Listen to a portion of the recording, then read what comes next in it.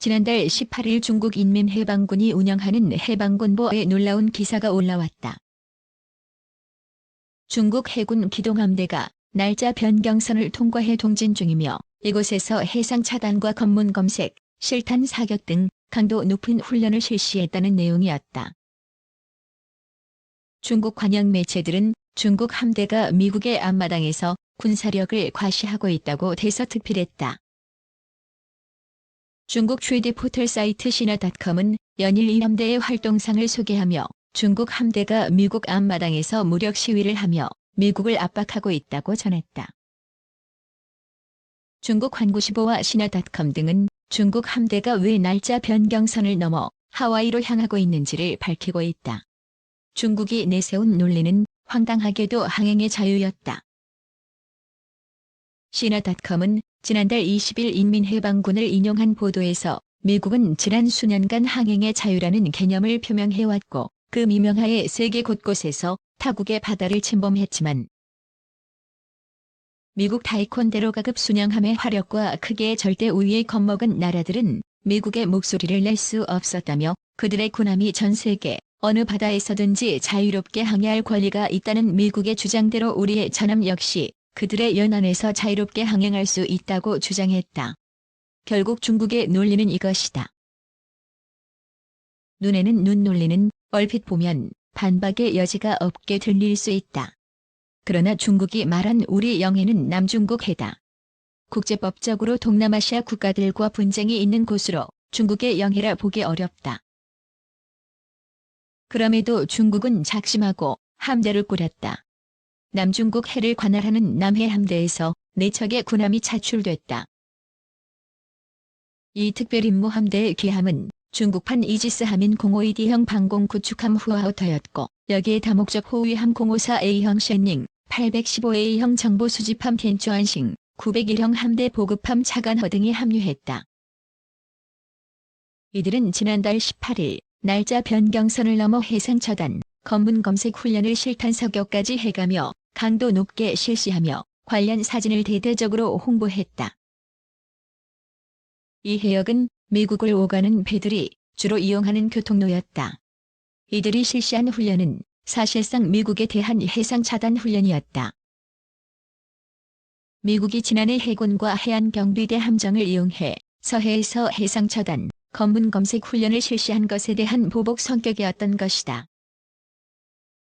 하지만 공해는 말 그대로 누구의 바다도 아니기 때문에 중국이 태평양 한복판에서 허공의 포를 쏘며 시도 복싱을 하든 말든 다른 나라가 왈가왈부할 사안이 아니다. 미국이 중국의 이러한 움직임에 별 관심이 없자 중국 매체들은 20일 이후부터 이 함대가 하와이에 가서 항행의 자유작전을 할 것이라고 선전하기 시작했다. 중국의 함대가 하와이 인근에 나타났다. 항모 보급함이 나타나 관심을 받고 있다. 미스터리한 함대가 미국 앞마당에 나타났다. 이 강력한 라인업은 러시아 함대가 아니다. 전대미문. 우리 함대가 미국 앞마당에 갑자기 나타났고 그 강력한 라인업에 세계가 주목했다. 등의 기사들이 쏟아졌다. 특히 시나닷컴 등 대형 포털 사이트들은 미국의 해상 패권은 얼마나 지속될 것인가? 전문가들은 중국, 러시아가 곧 미국의 해상 패권을 종결지을 것이라고 말한다. 우리 해군 함대가 서반구에 진출하는 목적은 간단하다. 미국의 패권 사상을 깨는 것이다 등의 기사를 내며 이번 함대 기동이 미국에 대한 도전임을 분명히 했다. 인류 역사상 미국의 도전장을 내며 하와이 앞바다에 함대를 보냈던 나라는 딱 하나였고 그 결과는 모두가 알고 있다. 중국이 하와이에 함대를 보냈다는 주장에 세계 각국의 전문가들은 중국 함대의 실제 위치 추적에 나섰다. 전문가들은 하와이에 함대를 보냈다라는 중국의 주장에 한 번 놀랐고 중국 함대의 실제 위치를 확인한 뒤 또 한 번 놀랐다.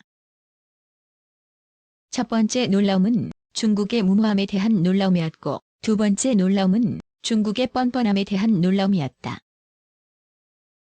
중국 해군이 밝힌 함대의 날짜 변경선 통과 시점은 2월 18일이었다.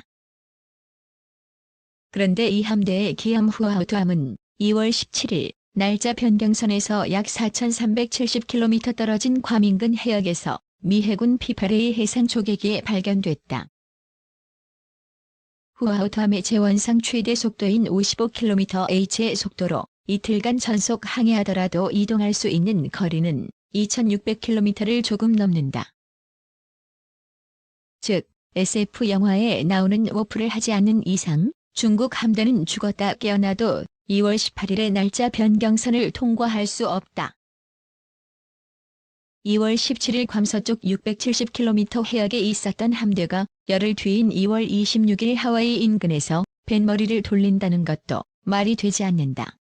052D급의 추진 방식은 CODOG 즉 디젤과 가스 터빈의 혼용 방식이다. 30노트급 고속 항해가 필요할 때는 연비가 나쁜 가스 터빈을 쓰지만 순항 때는 디젤 엔진을 쓰기 때문에 항해 속도는 빨라야 18노트, 즉 33km/h 수준이다.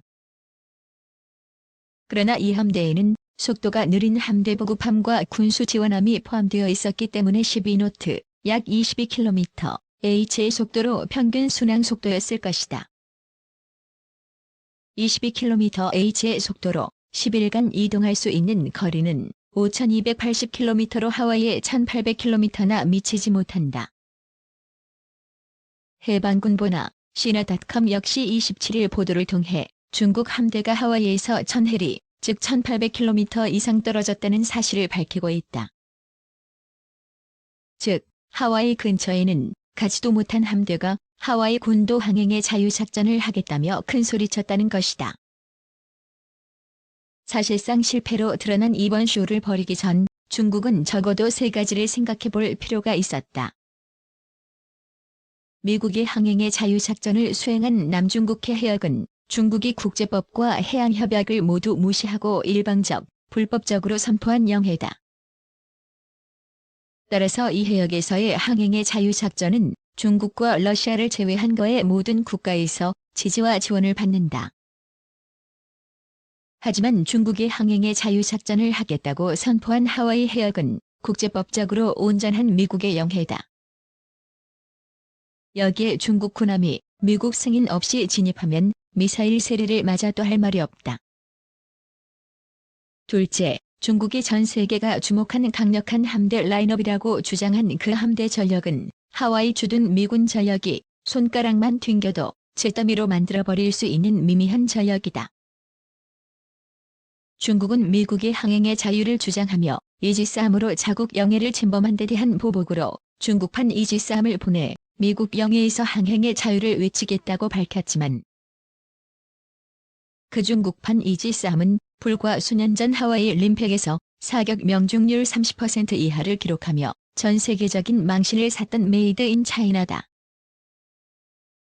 이것으로 등가성이나 미국 패권 파괴를 운운하는 것 자체가 코미디라는 것이다.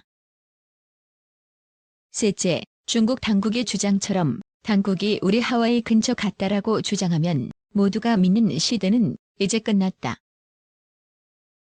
필자를 비롯한 세계 각국의 OSINT 취급 전문가들은 지난 1월 중국 함대가 출항하던 그 시점부터 임무 종료를 선언하고 돌아가던 대부분의 과정을 거의 일일 단위로 추적해왔다. 정보가 발달한 오늘날은 첩보 위성이나 정찰기가 없더라도 정보 네트워크만 갖춰져 있으면 각국 비행장과 항구에서 출항하는 거의 모든 선박과 항공기를 확인할 수 있으며 조금만 관심을 가지면 군함의 동선과 동태 파악도 가능하다.